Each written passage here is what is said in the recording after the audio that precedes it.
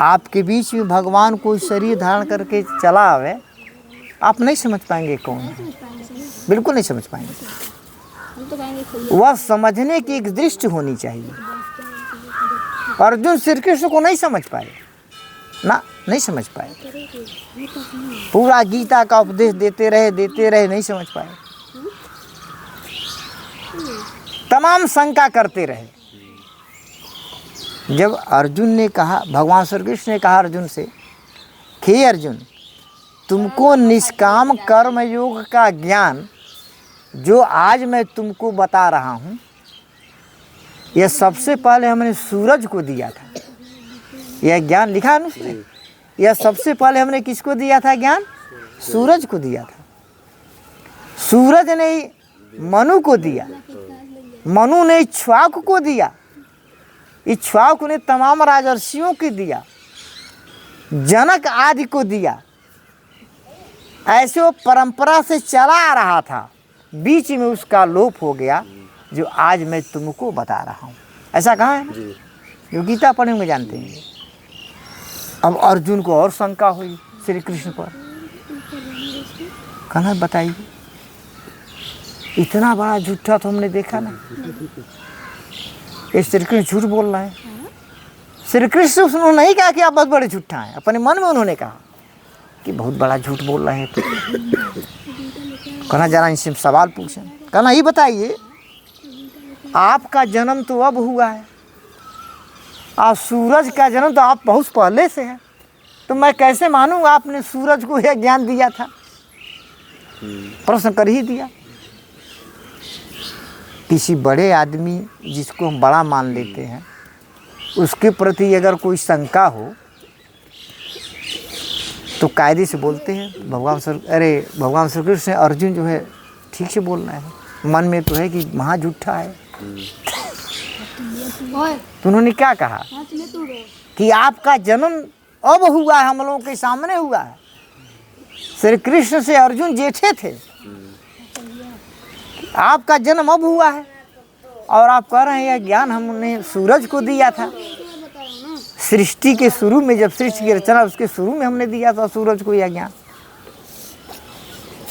अब सूरज ने मनु को दिया, मनु ने इक्ष्वाकु को दिया। भैया एक प्रश्न पूछ के जाते नहीं क्यों पूजा नहीं होता? नहीं, कुछ पूछिए नहीं, कुछ पूछिए नहीं, रील कट जाएगा, रील कट जाएगा। अभी उनका एक प्रश्न बाकी है। नहीं, तो बीच में रील कट जाएगा, बाद में पूछिएगा। तो और श्री कृष्ण ने उसका उत्तर क्या दिया कि बहूनि में व्यतीतानि जन्मानि त्वचार्जुन तान्यहं वेद सर्वाणि न त्वं वेत्थ परं तप। हे अर्जुन, मेरे और तुम्हारे अनेकों जन्म बीत चुके हैं, उनको मैं जानता हूँ, तुम नहीं जानते।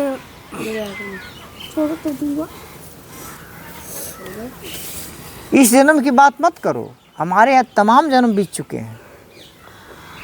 आपके भी आप लोगों के, हम सबके तमाम जन्म बीत चुके हैं, लेकिन उनको हम लोग नहीं जानते। श्री कृष्ण भी एक मनुष्य थे, वो भी माता पिता के द्वारा पैदा हुए थे। हम लोग भी किसी माता पिता के द्वारा पैदा हुए हैं। वो भी किसी जाति में जन्म लिए थे, हम लोग भी किसी जाति में जन्म लिए।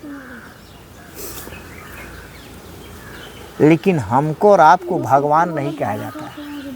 कहा जाता है उनको भगवान क्यों कहा जाता है? अब भगवान शब्द का अर्थ क्या होता है जानते हैं? भगवान शब्द का क्या अर्थ होता है? भगवान, ईश्वर, परमात्मा, इन सब का अलग अलग अर्थ होता है, एक अर्थ नहीं होता है। अब उसको मैं व्याकरण शास्त्र से सिद्ध कर रहा हूँ। भगवान में दो शब्द हैं, अभी आप जान जाएंगे बिना क्लास में पढ़े। भगवान में दो शब्द है, भग और वान। भग और वान। भग माने होता है ज्ञान, भग माने ज्ञान, और वान माने वाला। वान माने, ये अर्थ क्यों सही है उसको अलग से मैं सिद्ध करूँगा। हो सकता है मैं झूठ बोल रहा हूँ, भग माने ज्ञान और वान माने वाला। तो भगवान का क्या अर्थ हुआ? ज्ञान वाला। तो सबसे बड़ा जो ज्ञान वाला होता है, ज्ञान आपके पास भी है, अब बिना ज्ञान के हैं? हाँ, नहीं है, बिना ज्ञान के नहीं है, मुर्दा नहीं है, गोबर गणेश नहीं है, आपके अंदर भी कुछ ज्ञान, उनके अंदर भी ज्ञान है। फर्क इतना है, किसी के अंदर ज़्यादा है, किसी के अंदर कम है। लेकिन जो सबसे बड़ा ज्ञान वाला हो जाता है उसको क्या कहते हैं? भगवान। वान माने वाला, और वाली कहना हो तब क्या कहेंगे? इसका भी तो पुल्लिंग और स्त्रीलिंग होता है। वान माने तो वाला, वाला शब्द पुल्लिंग है ना, और वाली स्त्रीलिंग है। तो वाली का क्या है शब्द? वाली के लिए क्या है? वती। भगवती माने ज्ञान वाली। बात समझ आ रही है? वान माने वाला, अवती माने वाली, तो उसका स्त्रीलिंग हो गया भगवती। ठीक है ना? अगर कोई महिला बहुत ज़्यादा ज्ञान वाली निकल गई तो उसको क्या कहते हैं? भगवती। अगर पुरुष बहुत ज़्यादा ज्ञान वाला निकल गया उसे क्या कहते हैं? भगवान। उसमें से भगवान श्री कृष्ण। इसका व्याकरण है। किस किस शब्द का अर्थ होता है वाला और किस किस का अर्थ होता है वाली,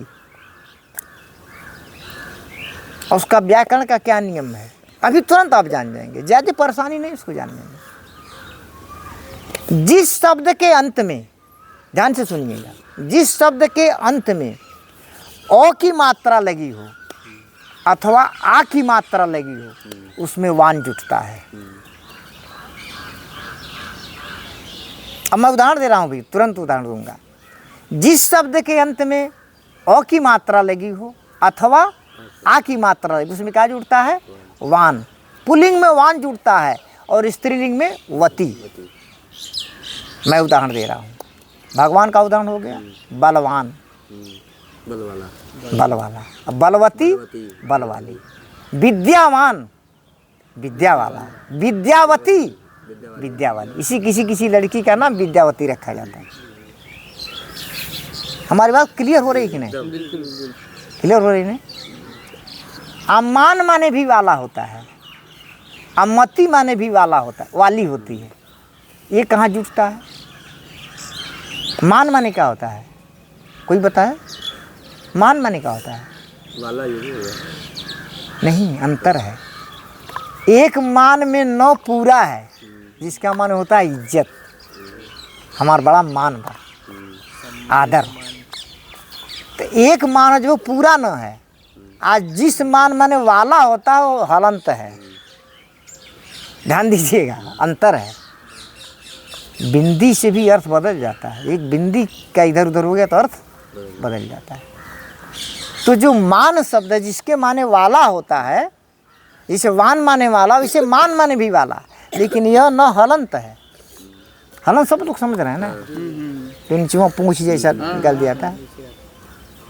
और स्त्रीलिंग में मति। ठीक, आप कहेंगे इसका भी उदाहरण दीजिए। तो जिसके अंत में, जिस शब्द के अंत में ओ की मात्रा न लगी हो अथवा आ की मात्रा न लगी हो, कोई दूसरी मात्रा हो, उसमें मान और मति लगता है। पुल्लिंग में मान लगता है और स्त्रीलिंग में मति। जैसे श्रीमान, श्रीमान, श्री माने शोभा, श्री माने लक्ष्मी। तो श्रीमान का क्या अर्थ हुआ? लक्ष्मी वाला अथवा शोभा वाला। इसलिए अपने से बड़े को श्रीमान कहते हैं, और स्त्री है तो क्या कहते हैं? श्रीमती। श्रीमती माने लक्ष्मी वाली अथवा शोभा वाली। आ गई बात समझ में? और उदाहरण हम दे रहे हैं। मतिमान, मति माने बुद्धि, मतिमान माने बुद्धि वाला, और मतिमती माने बुद्धि वाली। लेकिन इस मति में छोटी है और मति में बड़ी। तो जो बड़ी वाला मति है उसके माने होता है वाली, आज जो छोटी वाला मत है उसके माने बुद्धि। आगे बात सुनिए। तो इसीलिए हम श्री कृष्ण को क्या कहते हैं? भगवान। ठीक है, उनको क्या कहते हैं? भगवान। किस नाते भगवान कहते हैं? कि ज्ञान में सर्वोपरि थे वो। ज्ञान आपके पास भी है, हमारे पास भी है, कम बेसी भले ही हो, लेकिन सबसे बड़ा ज्ञान उनके पास था, इसलिए उनको क्या कहते हैं? भगवान। इतनी बात समझ आ गई।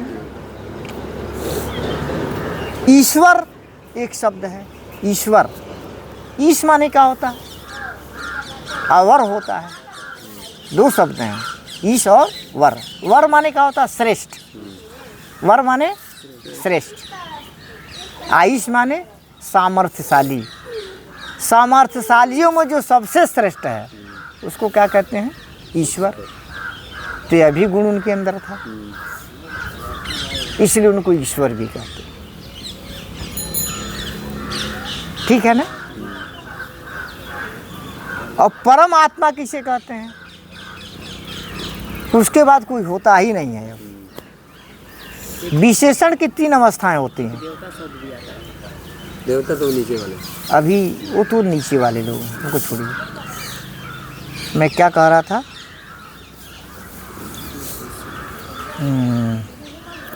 हाँ, विशेषण के बारे में 3 विशेषण। विशेषण की 3 अवस्थाएं होती हैं। आज दुनिया में जितनी भाषाएं हैं सब में यह होता है। हिंदी में भी, संस्कृत में भी, अंग्रेजी में भी। जैसे अंग्रेजी में आपका गुड, बेटर, बेस्ट। गुड माने अच्छा, बेटर माने उससे अच्छा, और बेस्ट माने सबसे अच्छा। आयक होता है परम, वह केवल अलौकिक शक्तियों के साथ वो विशेषण लगता है, यानी अब उसके बाद कोई है ये नहीं है। जैसे इतने लोग हैं, सबके चेहरे भिन्न भिन्न हैं। किसी का चेहरा सुंदर है, किसी का उससे सुंदर है, और सब में से किसी का सबसे सुंदर है। यह विशेषण केवल मनुष्यों के लिए है, साधारण लोगों के लिए है। अब परम किसके लिए है? सुप्रीम। जो उसके बाद कुछ बचता ही नहीं है, वो परमात्मा के लिए विशेषण लगता है, परम आदरणीय। लेकिन कुछ चापलूस लोग होते हैं कि मनुष्य के लिए भी इस्तेमाल कर देते हैं। यह परम शब्द केवल ईश्वर के लिए है, परमात्मा के लिए है।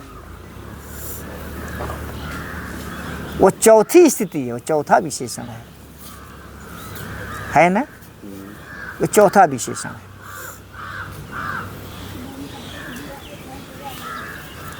तो हमारे अंदर भी इस तरह के विशेषण वाले शरीर हैं। हमने उस दिन बताया था 3 का वर्गीकरण ज़्यादा किया गया है, 3 की संख्या में। ये 3 शरीर हैं। स्थूल शरीर जो दिखाई दे रहा है, ये जो दिखाई दे रहा है इसको क्या कहते हैं? स्थूल शरीर। और सूक्ष्म शरीर सपने में वाला, जिसका हमने प्रमाण दिया, आपने देखा भी, आपने उसे महसूस भी किया। और कारण शरीर भी हमने विवेचन किया, उसको भी आपने महसूस किया कि 3 शरीर इसी से हमारे साथ है। आपने महसूस भी किया कि यहाँ है, महसूस भी किया, क्लियर कर। लेकिन आप आत्मा को आपने महसूस नहीं किया, उसको कैसे जाने हैं? आत्मा को आप कैसे जानेंगे? आप अपने को मनुष्य कहते हैं, मैं क्या हूँ? मनुष्य हूँ। यही आपको अनुभव होता है। और क्या है आपको अनुभव होता है? कि मैं शरीर हूँ, मैं देह हूँ। ऐसी सारी बातें झूठी हैं। न आप मनुष्य हैं, न आप देह हैं। ये दोनों आप नहीं हैं, लेकिन लगता है, जैसे सपनवा में लगता है कि बिल्कुल सब सही है, आज जब जगते हैं तो सब झूठा। तो जिस दिन आप आत्मा का दर्शन कर लेंगे तो आप आत्मा ही हो जाएंगे। उसको जानने वाला वही हो जाता। फिर आप शरीर का ध्यान है आपको नहीं आएगा। मैं मनुष्य हूँ, मैं शरीर हूँ, मैं फला नाम का व्यक्ति हूँ, मैं अध्यापक हूँ, मैं इंजीनियर हूँ, मैं योग प्रशिक्षक हूँ। ये सब आपका खत्म हो जाएगा, क्योंकि ये सब नकली है। जैसे बुलबुला, पानी का बुलबुला उठा, पानी का लहर उठा, लहर कहता मैं लहर हूँ, बिल्कुल झूठी बात है। पानी बुलबुला कहता मैं बुलबुला हूँ, वो भी झूठा है। आज जब नष्ट होगा तो पता चलता है मैं तो पानी हूँ, ताप आत्मा है। घड़ा मिट्टी है। हाँ, घड़ा क्या है? मिट्टी है। मिट्टी है, वो घड़ा नहीं है। अभी आपसे सवाल पूछा जाए, ये जो मिट्टी का घड़ा है मिट्टी से बना है, पूछा जाए उसमें मिट्टी का परसेंट है, घड़ा का परसेंट है, 100% मिट्टी। क्या उत्तर देंगे? घड़े में मिट्टी क्या परसेंट है? 100%। 100%। और घड़ा परसेंट क्या परसेंट है? जब 100% वही हो गया तो घड़ा का परसेंट है? हाँ, 0 आ गया ना, तो आपकी शरीर 0 है। कहाँ से